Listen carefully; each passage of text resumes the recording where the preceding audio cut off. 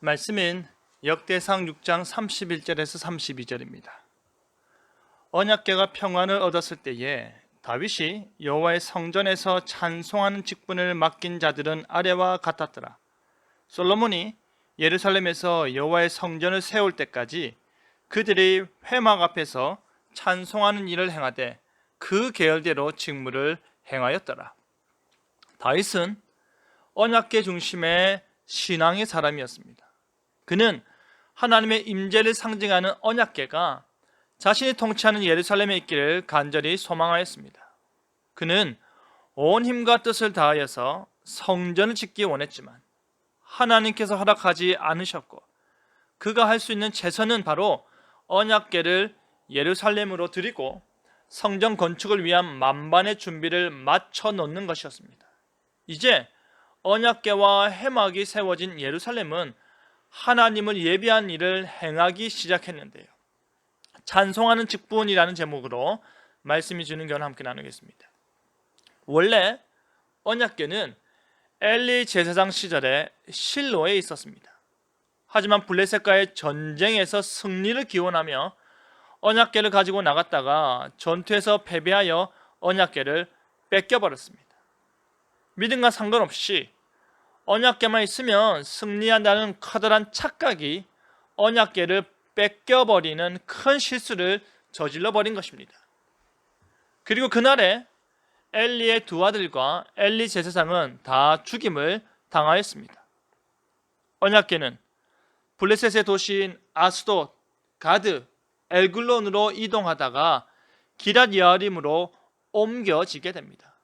그런데 언약궤는 그곳에서 20년 동안 방치되다시피 머물러 있었습니다. 사울이 왕이 되어 통치하는 시기에 언약궤는 그의 통치 밖에 놓여 있었던 것입니다.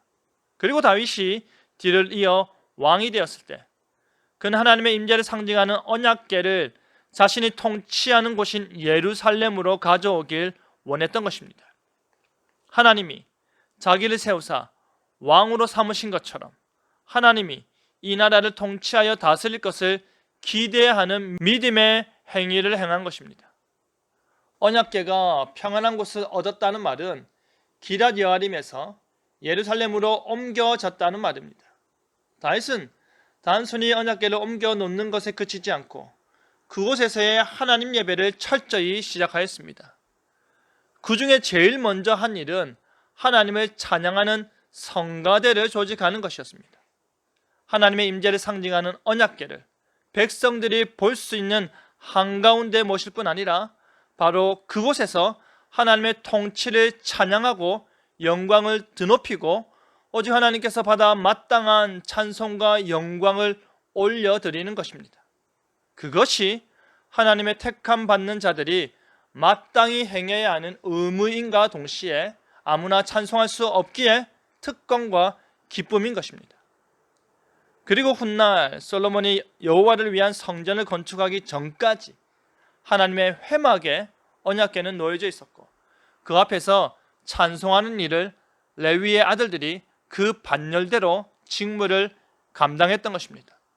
기쁨으로 하나님을 노래하는 일을 무작위로 한 것이 아니라 거룩한 직무를 내려서 언약궤가 놓여있는 회막 앞에서 온전히 찬송하는 일을 해낼 수 있도록 조직을 잘 갖추었던 것입니다.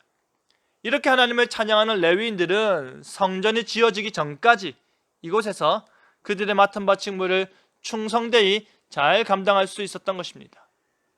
사랑하는 성도 여러분, 다윗은 진실로 언약궤 중심의 사람이었습니다. 그는 언약궤가 하나님의 임재를 상징하고 언약궤가 언약의 하나님께서 진실로 그들의 하나님 되심을 분명히 나타내고 있음을 확신하였습니다. 그렇기 때문에 그는 언약궤를 예루살렘으로 모셔오기를 그토록 원했던 것입니다. 그리고 인간의 창조 목적인 하나님을 영화롭게 하고 찬송하는 일을 레위 지파를 통해서 감당케 하였습니다. 하나님을 찬송하는 일은 끊어지지 않고 계속해서 회막 앞에서 울리고 퍼졌던 것입니다. 우리는 교회가 미입한 상태에서 온전한 상태로 성장하여지고 하나님께서 기뻐하시는 조직으로 변화되어 갈 것을 기대합니다. 그 중심에는 하나님께서 언약의 하나님 되심이 놓여 있습니다. 그 중심에는 하나님께서 진실로 그들을 말씀으로 다스리심에 놓여 있습니다. 우리는 하나님을 찬송하기 위해 지음받았음을 기억하시기 바랍니다. 그 일을 온전히 제대로 잘 감당하길 바랍니다. 하나님 나라에 가기까지 찬송하는 일에 최선을 다하는 저와 여러분 되기를 간절히 바랍니다. 아멘.